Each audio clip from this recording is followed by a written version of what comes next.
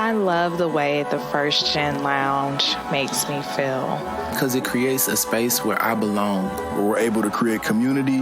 The fact that it's a community. It's a safe place. It also gives me a place to understand different perspectives. The stories of these individuals prescribe transformational perspective. I receive encouragement, enlightenment, empowerment. And also serve as a catalyst to just keep going. Where we're able to be our true selves. I'm allowed to be an unapologetic first gen. And above all else, tell our story. And every episode is unique. I love it. I'm your host, Dr. Eve, and I'd like to welcome you to the First Gen Lounge.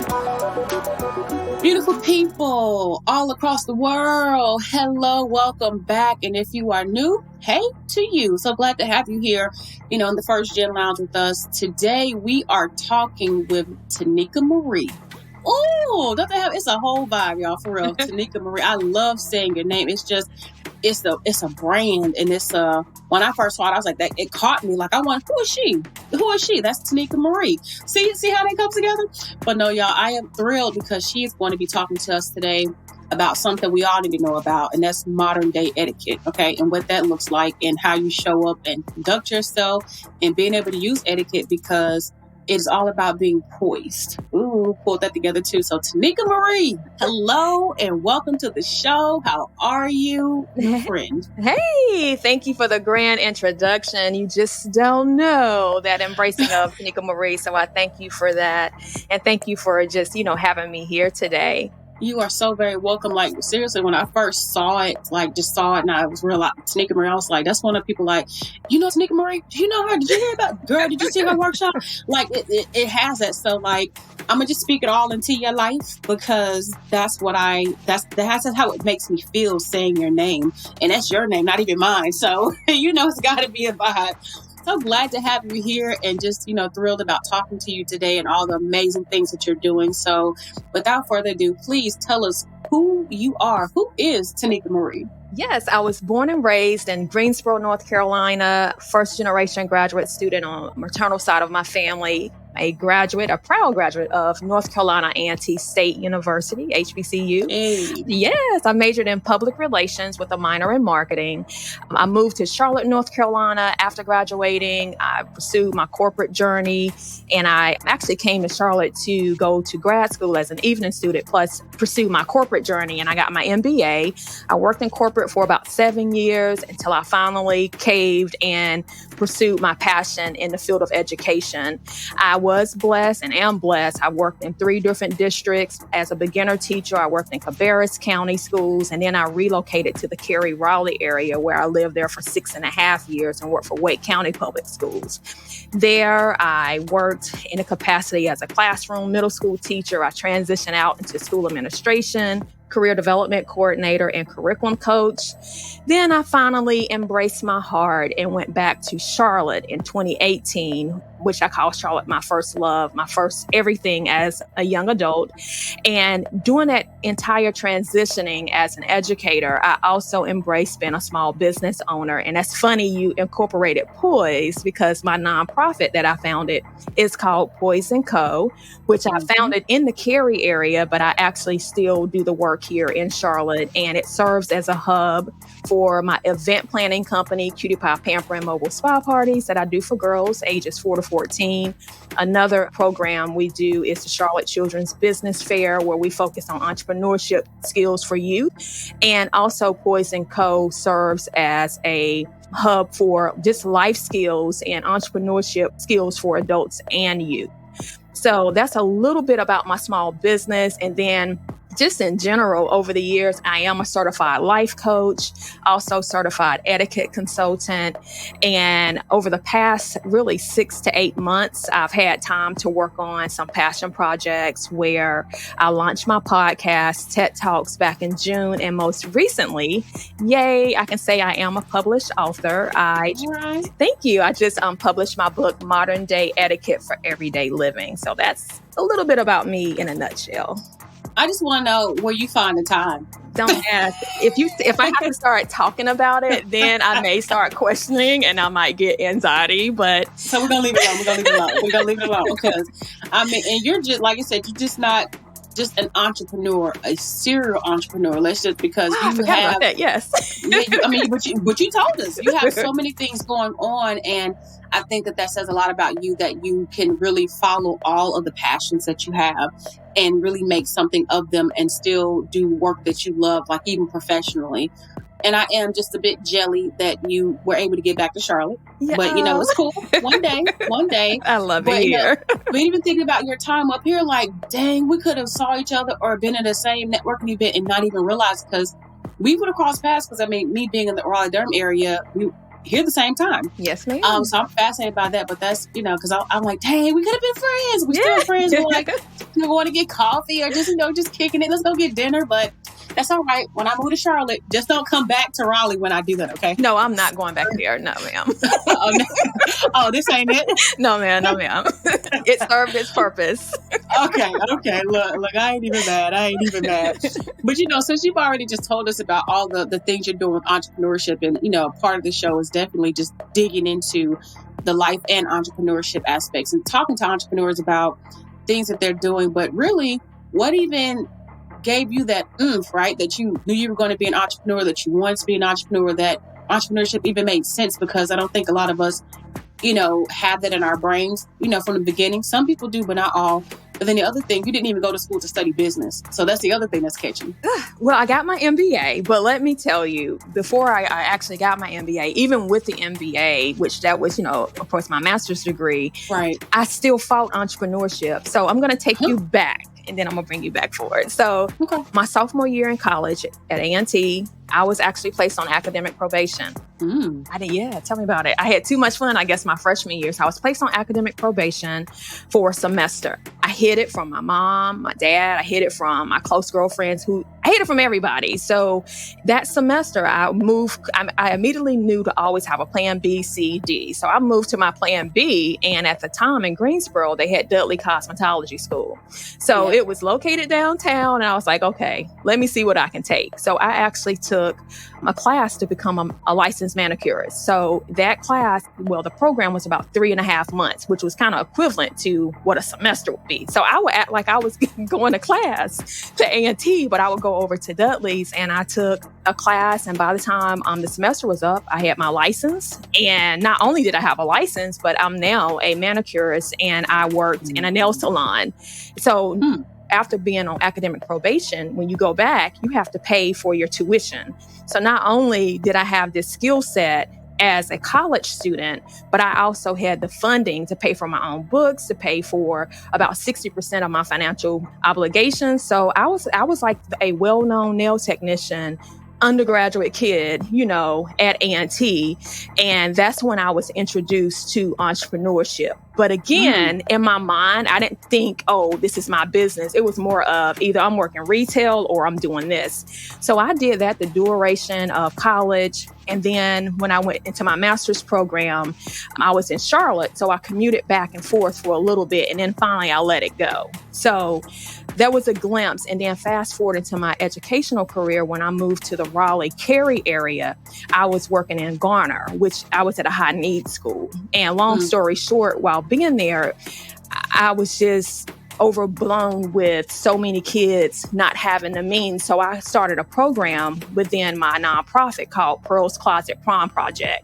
So with that Pearl's Closet Prom Project, I actually partnered with so many organizations throughout the Raleigh community, and we collected prom dresses for the girls in Durham County, Wake County, and we collected probably over 3,000 dresses. So with that, I also did workshops for the girls, and I'm probably getting off topic here, but within those workshops, it triggered me to start teaching them how to take care of their nails. So from that, I taught them how to do their nails, and I also taught them etiquette. So that's how the etiquette thing started to come for play as well.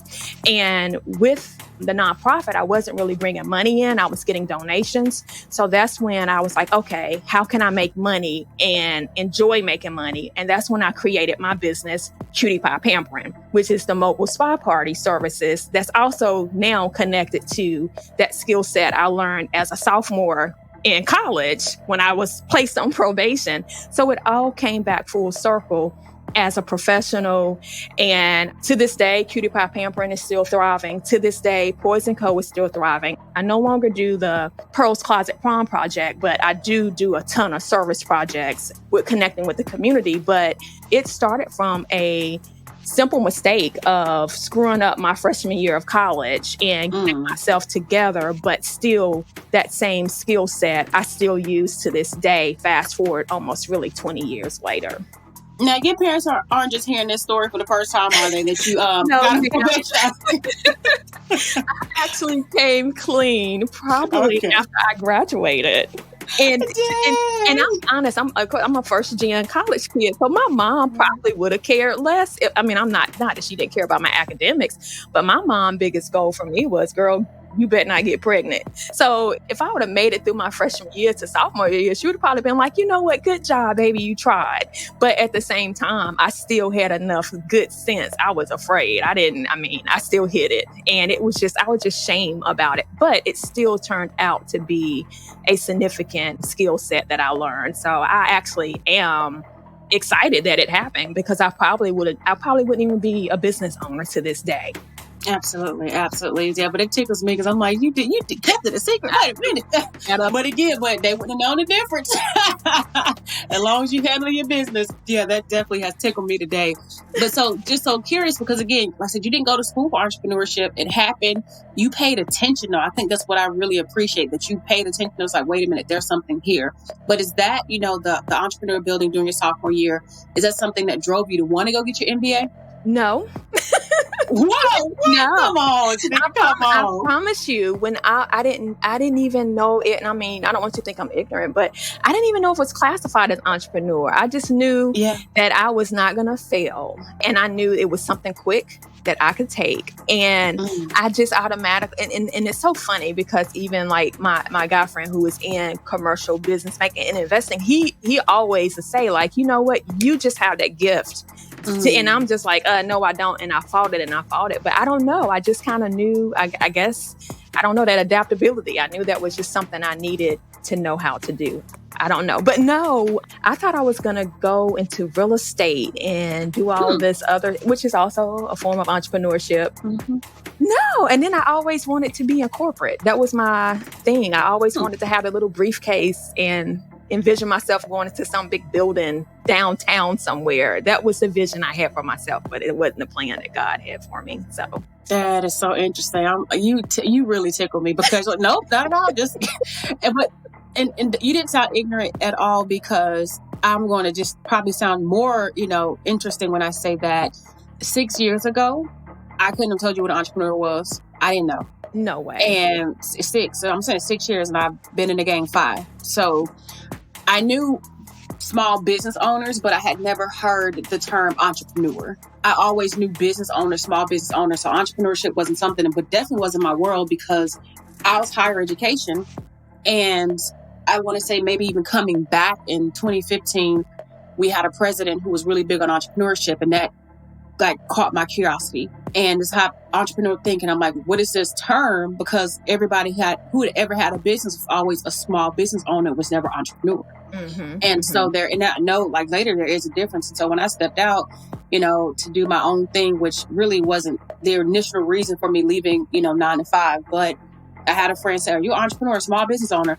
And I was like, both, but there's this thinking and the mindset and mentality so similar to yourself.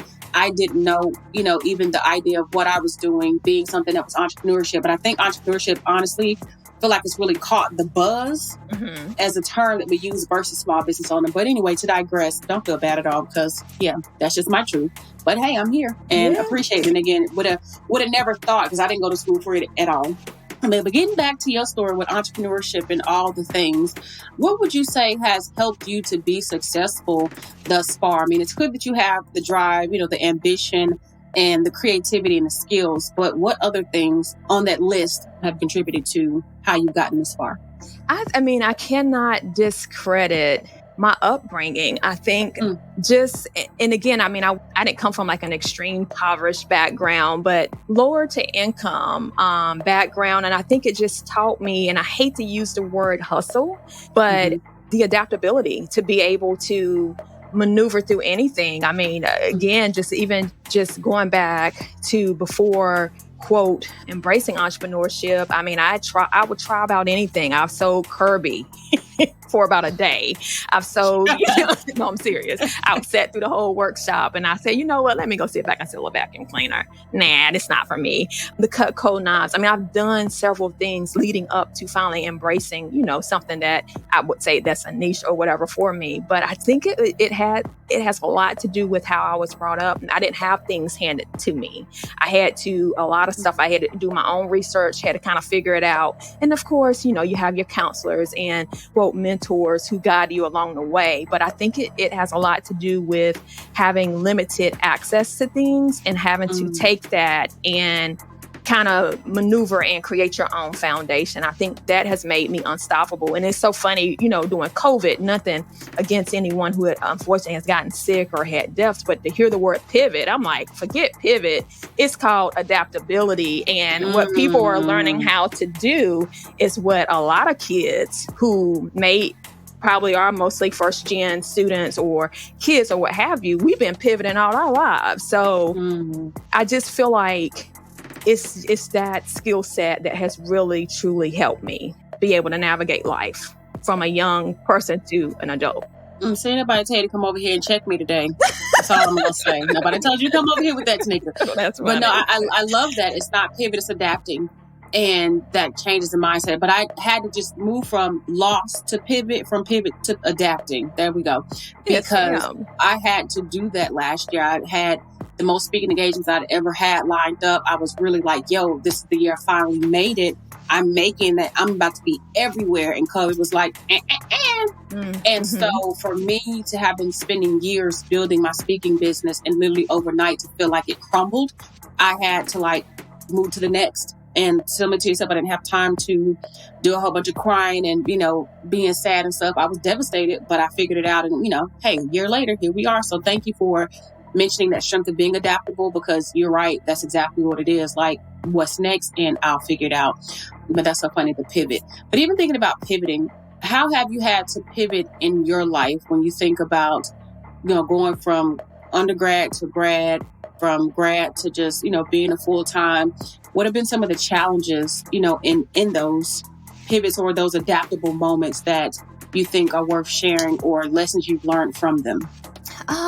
One, I've had many lessons, but if I have to summarize or give some type of theory, man, and to this day, it's a lesson for me. It's making the right connections and also managing your gifts and talents. So, just for example, just because you can do it does not mean you need to. So, and that saying of jack of all trades, master of none. And even if you are a master of all of them, it still does not mean you need to do it all. Just because you can do it all, it does not mean you should not be open or receptive to receive assistance or even to ask for help. I mean, I had a problem with that. And here I go. I probably still do, with, what, I'll just do it myself. But being open to be able to receive, advice from a mentor, asking for help, seeking the right resources. And of course, you don't want to just make frivolous connections, but making genuine connections that not only going to benefit you, but benefit the other people. And also just be careful not to hustle so hard that you miss an opportunity along the way to create great partnerships and receive, right resources. It could save you a headache of, 30 days. Or something that you were working on for 30 days. It could have been a 30-minute project or something, So just really just slowing down, making the right connections. Just because you can do it, you don't have to. You don't have to always try to prove, not that you're proving something, but you don't have to always use your gifts and talents. So that is something, if I could go back and maybe redo some things, I would. I appreciate your transparency with that. And I also imagine some of it comes from being first gen, having to take care of yourself, having to make sure you're good, but also being a Black woman and being somebody who, I got to be strong and I got to do this and I can't let people see me sweat. And in doing so, I'm not going to ask for help, because asking for help means I can't do it. But knowing what I know now, I got a team. And I'm like, thank God for them. And I still hear people say all the time, well, I can do it. I can figure it out. I'm like, it's not about that. It's about understanding that I shouldn't do it all and it's not necessary. And since building a team, I definitely can say I'm moving further and faster because I'm not trying to get caught up in marketing, then email sequences, then social media ads, then the content, and then I lose a whole day on one project and we ain't moving nowhere. So, definitely am in a space where those things now, they're happening constantly and I can go take a nap if I need to, if I'm stressed out, and come back to it. So again, powerful that you say that because there's a difference, especially when something is not a strength of yours and you, again, run in circles with yourself. But speaking of gifts and skills, one of yours is, this gift of teaching etiquette. And not just etiquette, proper etiquette. So I do want to, tap into that and talk a little bit more about some of the things that you feel people need to know about modern day etiquette. And I love that you say modern day with your book, especially because what worked in 1964 ain't gonna work now.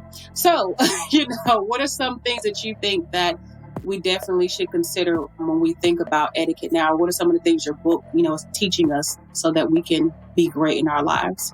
First, I just have to preface this by saying I was not born with formal etiquette training. Actually, my first year in grad school, I actually took a class through a community college and got some training and then later became certified. But my book actually, I have over 22 different chapters. It's a modge podge of various topics. And if I can have a moment of transparency, I fought even attaching etiquette to my name for several years. Although I was certified in it, I incorporated it in my curriculum and when I taught classes or what have you.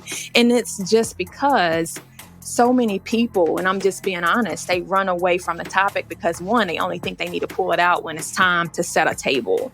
A lot of people only embrace etiquette, around the holidays or what have you, but also they associate etiquette with being an older person probably teaching a class. It's a stuffy topic. And I'm not going to lie to you, I'm very outgoing. My style of teaching is laid back and at the same time hoping, for the students to get application. But I did not want to be associated with the stuffiness of it. So not until about 2 to 3 years ago, I finally embraced it as being a part of my brand. But the biggest thing right now, I would want even readers or if somebody was taking a class through me, is that interpersonal skills, being able to be an effective communicator. If you look at our past year, it was a train wreck even around, the politics and how people displayed, how they engaged with one another. People lost jobs behind how they spoke. But the biggest thing is really that networking piece, knowing how to interact with others. And then I like to consider myself more of like a holistic coach. I like to bring in that life skill portion and that being able to engage with people on an emotional and a social level, because you have to be empathetic. Like you could have gone to the best school and you know how to manage a business, but you suck with working with people. You're going to end up having high turnover, and or if you're an entrepreneur, people aren't going to buy your product because they're not going to believe in it. One, because you're nasty, but at the same time, being able to let both worlds meet. But in terms of my book, I have anything from how, of course, the basics of how to set a table, personal branding. I even have wine etiquette, how to properly host a tea event and how to hold a teacup.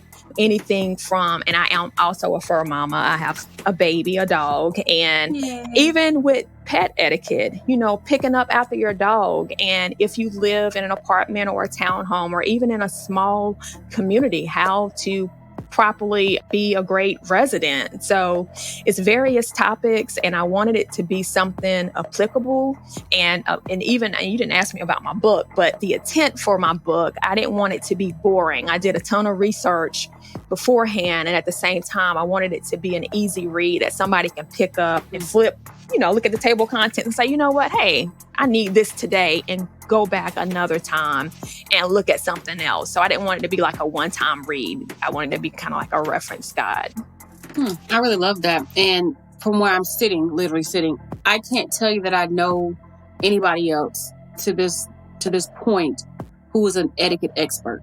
And to think about the different ways. So when you think etiquette, I just automatically go to dining. Just my truth, go to dining etiquette. But for you, it's just this community etiquette, like you said, the image etiquette. It's so many forms of it. I'm like, oh, dang, that is true. And we think business etiquette, what does that look like? And we know that it exists. So kudos to you for blazing a trail, even in this space, thinking about how you show up, but also to help, I'm sure, other women, other Black women, but even like thinking about first gens and talking about etiquette, because I know it's something that we need as we are navigating our adulthood. Once college is over, how again do we do these things? So I'm all for it. So y'all make sure that y'all check out Tetnika and this etiquette stuff, because I know this grooming and this becoming of adulthood is real out here.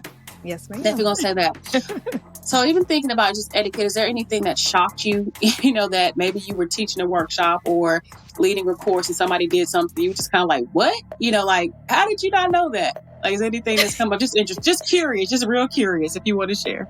Of course, I mean, if you've ever been around a middle school student, even high school student, nothing surprises you there, just working in the education system. But in terms of adulting, you would be surprised. I get a ton of DMs from adults where, well, one, just going into personal image.